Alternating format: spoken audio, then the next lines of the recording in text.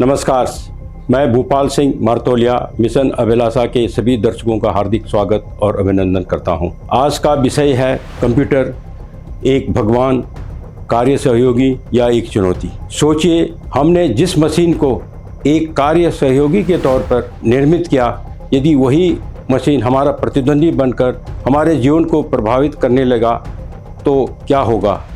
यदि एक दिन यही मशीन रुक जाए और सारी दुनिया थम सी जाए तो क्या होगा। इसी विषय पर आज चर्चा होगी। चर्चा किताबी ज्ञान पर नहीं बल्कि व्यवहारिक अनुभव तथा साक्ष्य आधारित विश्लेषण पर होगा। वर्ष 1983 यानी आज से 43 साल पूर्व ट्रांसपोर्ट बटालियन चंडीगढ़ को स्पेयर पार्ट्स मैनेजमेंट हेतु एक कंप्यूटर आवंटित हुआ। कंप्यूटर हेतु बेहतरीन ऑफिस का निर्माण किया गया, एयर कंडीशन लगाए, डस्ट प्रूफ रूम बनाया गया। इस रूम में केवल कमांडेंट और 2 ऑपरेटर को जाने की अनुमति थी, जिन्हें भी नंगे पांव जाना पड़ता था। अर्थात हमने कंप्यूटर को एक भगवान का समकक्ष माना। कंप्यूटर सीखने के बजाय कंप्यूटर खराब हो जाएगा, यह अवधारणा हमारे दिमाग में डाल दी गई। इसके ठीक 17 साल बाद भारत सरकार ने मुझे यूनाइटेड नेशंस में बतौर एक पीस कीपर की भूमिका निभाने के लिए कोसोवो भेजा। कोसोवो जाके पता चला कि कंप्यूटर एक भगवान नहीं बल्कि एक बेहतरीन कार्य सहयोगी है। यानी जिसके पास कार्य सहयोगी या जिसको कंप्यूटर का ज्ञान नहीं है, वो उनके लिए एक संख्या बल थी और वो किसी भी उच्च पद के लिए योग्य नहीं था। अतः मैंने वहाँ पे कंप्यूटर सीखा, 12 कोर्सेज किए और कोसोवो पुलिस सर्विस के ट्रांसपोर्ट मैनेजमेंट का एक बेहतरीन सॉफ्टवेयर डेवलप किया। हो सकता है वो आज भी वहाँ पर चल रहा होगा। उसके बाद 21वीं सदी में AI का उदय हुआ, जो अपने आप में एक बेहतरीन टेक्नोलॉजी है। ये बेहतरीन टेक्नोलॉजी ही नहीं है, ये हमारे देश के विकास के लिए एक बहुत बड़ी उपलब्धि है। लेकिन इसके उपयोगिता के साथ साथ इसके क्या दुष्परिणाम हो सकते हैं, हमें इसको भी देखना होगा। जैसे साइबर सुरक्षा और राष्ट्रीय सुरक्षा या ग्लोबल कॉम्पिटिटर के तौर पे हमें इसको देखना होगा। अतः इसके दुष्प्रभाव को कम से कम करने के लिए हमें क्या करना चाहिए, इन 4 बिंदुओं पर मैं आज डिस्कस करना चाहूँगा। Number 1, training. मेरा ये मानना है कि हिंदुस्तान में जो हम कंप्यूटर ट्रेनिंग देते हैं वो हमारा सारा जो है पेपर ओरिएंटेड होता है। हम लोग सर्टिफिकेट या प्रमोशंस के लिए कोर्सेज डिजाइन करते हैं। मेरा ये मानना है कि कंप्यूटर कोर्सेज जो है केवल रिजल्ट ओरिएंटेड होना चाहिए। इसके स्टेज या सीक्वेंस लर्निंग होना चाहिए, मतलब स्टेजेस में होना चाहिए। जैसे फर्स्ट कोई भी आप एप्लीकेशन ले रहे हैं या MS ऑफिस ले रहे हैं या लैंग्वेज ले रहे हैं या C++ ले रहे हैं, जो भी जावा ले रहे हैं, जो भी ले, पहले आप बिगनिंग करिए, फिर इंटरमीडिएट करिए, फिर आप एडवांस करिए। हम लोग क्या करते हैं कि एक ही टाइम पे एडवांस भी करा देंगे, बिगनिंग भी कराएंगे। अगर एडवांस नहीं कराएंगे तो सीधे बिगनिंग करा देंगे, उसके बाद छोड़ देंगे। तो ये प्रवृत्ति हमारी बहुत ख़राब है। इससे क्या होगा कि हम अच्छी तरह से कंप्यूटर नहीं पढ़ा सकेंगे। जैसे मैं एक छोटा सा उदाहरण देता हूँ। जैसे 1993 में मुझे कंप्यूटर की बेसिक्स कुछ भी ABCD मेरे को नहीं आती थी, लेकिन मुझे यूनिक्स और C के लिए भेज दिया। यूनिक्स एक ऑपरेटिंग सिस्टम है, C इज ए लैंग्वेज। यानी मेरी ऐसी एम्बरेसिंग पोजीशन है क्योंकि सरकार ने पहले पैसा उनको दे दिया गया था, मैं वहाँ से वापस भी नहीं आ सकता। तो अतः हमें ऐसी व्यवस्था नहीं रखनी चाहिए, हमें पहले आपको सीक्वेंस लर्निंग करनी चाहिए। तो मेरा ये मानना है कि जब भी हम कोई कोर्स डिजाइन करें तो सारे पहलुओं को देखें। दूसरा, मैंने ये भी देखा है, जैसे ITI हो गया। ITI is a basic qualification है, 10th स्टैंडर्ड उसका स्टैंडर्ड है। वहाँ पर हम लैंग्वेजेस नहीं पढ़ाएं, हम वहाँ पे बेसिक पढ़ाएं। जैसे आपका MS ऑफिस को हम स्ट्रॉन्ग बनाएं या उसका बेसिक्स को क्लियर करें, हम उसके 3-4 लैंग्वेज पढ़ा दें। सेम मैंने ये भी एक्सपीरियंस किया, जैसे IITs है या हायर एजुकेशन में हम लोग सैकड़ों लैंग्वेजेस को पढ़ा देते हैं। इसके अलावा मैं ये कह रहा हूँ कि हमें कुछ लैंग्वेजेस, जैसे आपका 4 या 5 लैंग्वेजेस में हमें एक्सपर्ट बनाना चाहिए। इससे हमको बहुत फ़ायदा होगा। मेरा ये मानना है कि प्रिंट एंड इलेक्ट्रॉनिक्स मीडिया के अनुसार दुनिया के लीडिंग सॉफ्टवेयर मैन्युफैक्चरर के जो CEO है वो भारतीय है, और हमने अपने टैलेंट को यहाँ नहीं रोक पाए, जिस कारण वो दूसरे कंट्रीज में जाकर के वहाँ सॉफ्टवेयर डेवलप किया और वहाँ से हम लोग उसको इंपोर्ट कर रहे हैं। तो हमें उसकी टेक्नोलॉजी इंपोर्ट करने के बजाय हमें उनको यहाँ रोक करके हमें टेक्नोलॉजी खुद डेवलप करनी चाहिए और हमें एक्सपोर्ट करना चाहिए। अतः इस विषय पे हमें गंभीरता से सोचना होगा। चाइना में क्या होता है कि वहाँ के जो लोग चाइना में पढ़ते हैं उनको वहाँ तो सर्विस करनी ही पड़ती है। उसके अलावा अगर कोई उनके लोग विदेश में जा रहे हैं तो उनका एक डेलीगेशन जाता है, वो विदेशियों को यहाँ लेके आते हैं लोग।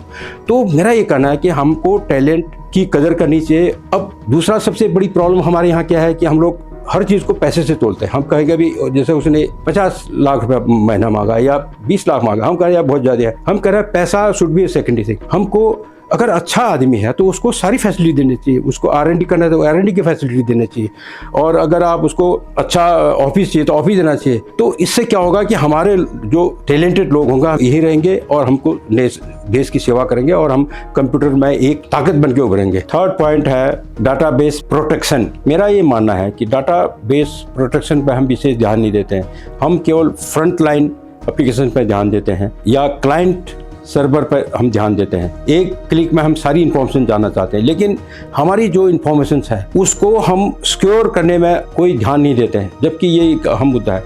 अगर हम बैक एंड पे की कमांड अपने पास रखें तो हमारा ब्रीच ऑफ ट्रस्ट होने के चांसेस बहुत कम होंगे। तो इस पर हमें बहुत मेहनत करनी पड़ेगी और इस पर हमें बेहतरीन सोचना पड़ेगा।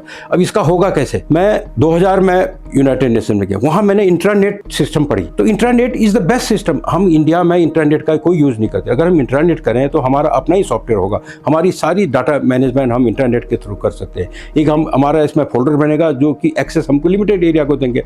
तो मेरा ये मानना है कि अगर हिंदुस्तान में हम लोग इंटरनेट हर कार्यालय, विशेषकर सुरक्षा बलों या सेना में हम अगर इंटरनेट की सुविधा करें तो डाटा हमारा प्रोटेक्ट रहेगा। दूसरी बात, मैंने यहाँ देखा हिंदुस्तान में बायोमेट्रिक अटेंडेंस लगते हैं और मैन मैनेजमेंट में बहुत दिक्कतें आती है। आपका कोई भी इन्फॉर्मेशन लेती है तो बहुत समय लगता है, आपको सटीक इन्फॉर्मेशन मिलती है। लेकिन मैंने यूनाइटेड नेशन में एज ए एडमिनिस्ट्रेटिव ऑफिसर क्या देखा है कि वहाँ एक डेली प्रेस स्टेटमेंट हम लोग करते हैं। उसमें क्या होता है कि जैसे 8 बजे ऑफिस लगता है तो 8:15 बजे हम लोगों को एक मीटिंग होती है। 8:30 में हमारा 15 मिनट मीटिंग हुआ। 8:30 में हम लोग सब अपना जो भी करिकुलम होगा वो हम डिस्कस कर लेते हैं और 9 o'clock हम एक चार्ट बना के दे देते हैं। आज क्या क्या होगा, आज कौन छुट्टी पे जाएगा, पूरा एक्शन प्लान बना देते हैं। उसकी एक कॉपी, उसको हम डेली स्टेटमेंट कहते हैं, उसकी एक कॉपी हम लोग चीफ एडमिनिस्ट्रेटिव ऑफिसर को भेज देते हैं और एक कॉपी हम डिस्प्ले बाहर ऑफिस के बाहर लगा देते हैं। तो उससे क्या बोलते हैं, अकाउंटेबिलिटी है। अगर आदमी कहेगा भाई एक छुट्टी पर है तो हम यहाँ बाहर चार्ट पर देख लेते हैं भाई छुट्टी पे कैसे, आज इसको यहाँ होना चाहिए। अब यहाँ हिंदुस्तान में देखिए,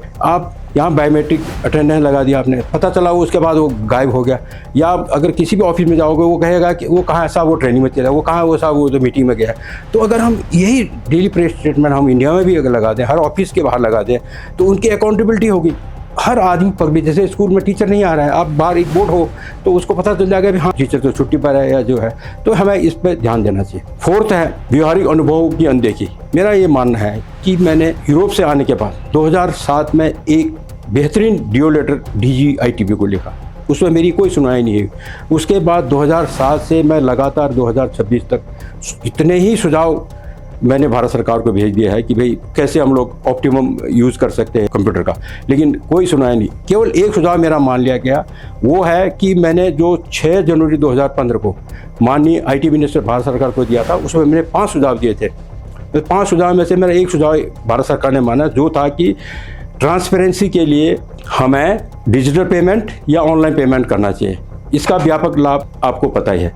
अतः मेरा भारत सरकार से अनुरोध है कि मेरे द्वारा अब तक ये प्रयास या जो मैंने अपने बुक्स में अपने सुझाव दिए हैं या मैं आज के ब्लॉग में जो जानकारी दी है, इसकी एक समीक्षा हो और इस पर समीक्षा करके एक कोई ठोस पहल हो तो हम लोग कंप्यूटर के क्षेत्र में क्रांति ला सकते हैं। अगला ब्लॉग मेरा इससे भी गंभीर विषय पर होगा, जो उत्तराखंड में पलायन की समस्या का क्रिटिकल एनालिसिस होगा। साथ ही मेरे सम्मानित दर्शकों से भी अनुरोध है कि अगर आपको मेरा ब्लॉग अच्छा लगे तो इसको लाइक करें, सब्सक्राइब करें और अधिक से अधिक लोगों तक पहुंचाने की कोशिश करें ताकि मेरी मिशन अभिलाषा को बल मिले। धन्यवाद। जय हिंद, जय भारत।